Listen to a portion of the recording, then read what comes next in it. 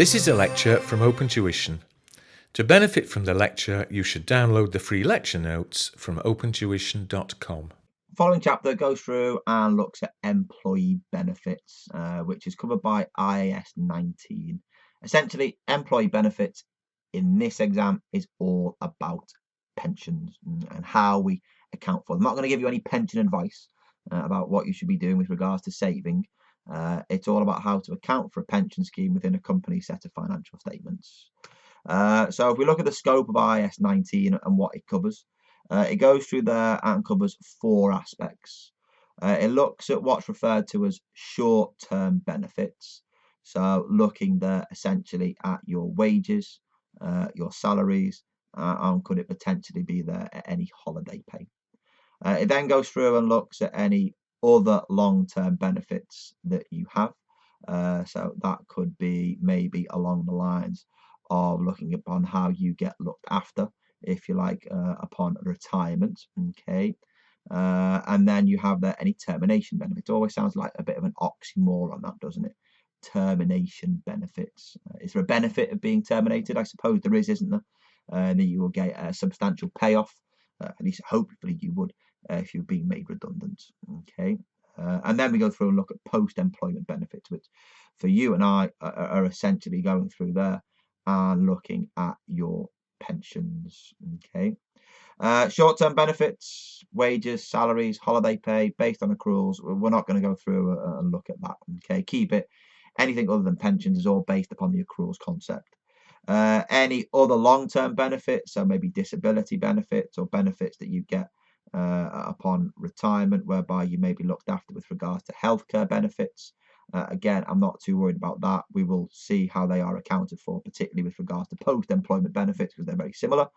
So I'm not worried about that. And termination benefits, essentially, we're not too fussed about that either. All of those are based upon the accruals concept, so matching the expense to the period to which it relates. If it crops up in any past exam questions, that's where we'll go through and see it, because the focus here is on post-employment benefits. And like I said, that is pensions. Okay. So when we're looking at pensions, there are two types of pensions. The first one is referred to as your defined contribution pension scheme, which if you're in the UK, you may hear it discussed as your money purchase scheme. And then the other one is referred to as your defined benefit scheme. Again, in the UK, it's also referred to as your final salary scheme. Defined contribution, defined benefit, very different in terms of schemes. The accounting treatment, again, it is very, very different between the two. One is much easier than the other. The defined contribution is so much more straightforward than the defined benefit scheme. So therefore, if you're thinking about examinability, which one's going to crop up? Yeah, you've got it. Yeah, your defined benefit scheme, your final salary scheme. I say it's complex. It's much more straightforward than what it used to be. Okay, a lot of the complexities have been withdrawn from it to try and make it a little bit easier to account for and make it more understandable for the users as well. Okay, so let's go through there and look at the defined contribution pension scheme first. So also referred to as your money purchase. But I think if you think about it as a defined contribution, it's very, very literal, isn't it? Okay. What goes into the pension scheme is a defined contribution, a fixed amount. So what goes through and happens here is that the company pays a fixed contribution. So a contribution that is defined, and they will pay that in monthly. And the key aspect here is that that goes into your pension fund, your employee's pension fund. So you could find a pension provider in your country, and your company will pay an amount into that pension fund. Okay. The key bit, whatever the company pays into your pension fund, is that you will then get a variable return. Okay. There's no risk attached to the company. They pay amount into your pension fund. You run the risk of that pension fund going up, of going down. Hopefully it will go up and up and up. And the higher it gets to, the more you get of a return. If it falls in value, you get much less of a return. So the risk is very much with the employee. There's no risk at all associated with the company. If you get to retirement and your pension fund has fallen in value, you can't go back to the company and request for some more pension. Okay, they have transferred their risk over to you. So it's great in that you're getting money for retirement, but as an employee, you do have a little bit of risk, okay, because you have a variable return. That, however, makes the accounting for the contribution very easy. Yeah, all the company is going to do. So remember, even though the company is paying into your scheme, we're looking at what the company accounts for. Well, the company is going to recognise an expense, so debit the expense. And what they do is they credit their cash or credit their accruals. Nice and simple, month-end adjustment.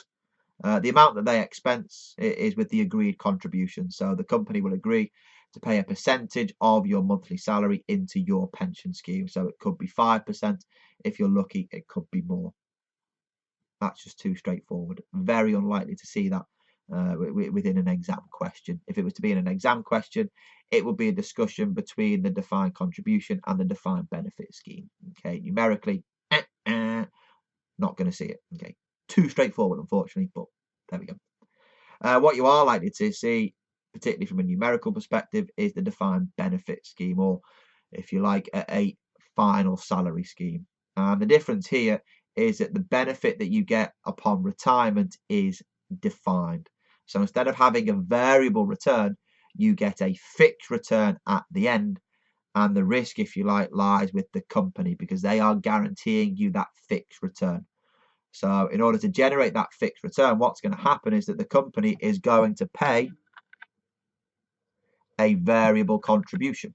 Okay, if the scheme is doing well, they don't need to pay in so much money. If the scheme isn't doing so well, they need to top up that pension scheme, because the key bit is that the risk lies with the company, because the company is paying into its own pension fund, and then hopefully when you come to retire, there will be sufficient amounts of cash within the company pension fund to pay you on retirement. If there isn't, the company's going to be in a little bit of financial difficulty, isn't it? Because the risk lies with them, and they have defined the benefit that you get on retirement. Okay, so the difference that you have here is the company is going to have to account not just for the variable contributions, but it's going to have to actually account for that pension fund as well, because within that pension fund, as we make investments, we build up the asset. And as we build up the asset, we're also hopefully building up a corresponding liability. Okay. And then when you come to retire, what happens? It's brilliant. It's the golden pension scheme, isn't it? You get a guaranteed return on your retirement. And the reason why it's called a final salary, because that is normally based upon a percentage of your final salary. So the longer that you work at the company, the higher the percentage, and the longer you work at the company as well, the higher your salary. So, that the companies could be susceptible to huge payouts in the future and significant amounts of risk if the company pension fund isn't doing so well. Okay. So when we start to look at the accounting, which we'll see in the next video, that becomes very, very complex, because as well as accounting for the actual contribution, you need to account for the changes in the value of the assets, the change in the value of the liabilities. Where do the changes in the values of the assets and the value of the liabilities appear? Do they go to profit or loss? Do they go to other comprehensive income? It becomes very complex indeed, because there is a lot of variability in it.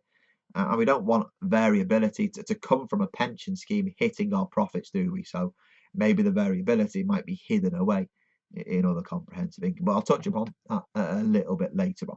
Okay, key bit is to summarize the difference, isn't it? Okay, to make sure that we know the differences before we go through and think about the complex accounting for your defined benefit scheme. Okay, so the key bit with your defined contribution is that the risk is with the employee, isn't it? Okay, yeah, the money is paid into your pension scheme. If your pension scheme doesn't perform well, tough. Okay, can't do anything about it. You just have to work a little bit longer.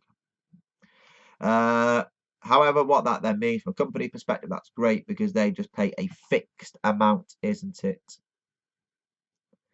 Every single year. Again, admittedly, they put it in monthly, but it's a fixed amount as a percentage of your monthly or your annual salary. So it's much easier from budgeting perspectives as well, isn't it?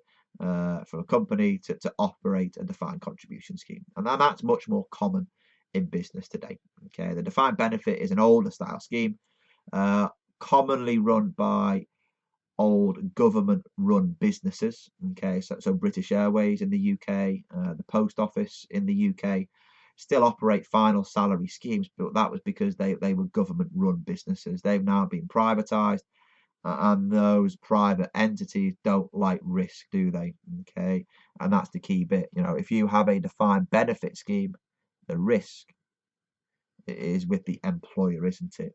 Okay, so the risk is with the company, and there is therefore a variability in terms of those contributions. However, from an employee perspective, it's great, isn't it? Because you get a guaranteed return on retirement. Okay. Uh, but as I said, a lot of companies don't like that risk, don't like paying the variable amounts into the company pension fund. That doesn't help with budgeting, does it?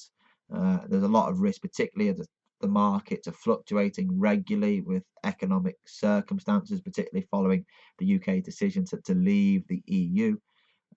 So, you know, companies are moving from your defined benefit over more towards your defined contribution scheme, which is good from a company perspective, but from yours and my perspective, it's not as rewarding, is it? So maybe we can be rewarded or incentivized in other manners. And that's where we start to look at share-based payments in a later chapter. But what I want you to take on board here is the differences between the defined benefit and the defined contribution scheme. Don't worry so much about the accounting just for now. And once you've understood the differences, that will help you understand where the risk lies, and how that impacts, if you like, things from a company perspective and from an employee perspective. Because a past exam question, and you will see it as we work through some past exam questions later on, is that a past exam question has asked you, based upon a particular circumstance, whether or not this scheme is a defined contribution or a defined benefit scheme. Okay, and if you follow what we've spoken about there, you shouldn't find yourself having too many difficulties being able to understand which is which. Other than that, I'll see you in the next session when we begin to focus a little bit more on this defined benefit scheme and how to go through and do that complex accounting. Other than that, I'll see you in the next session. Take care. Goodbye.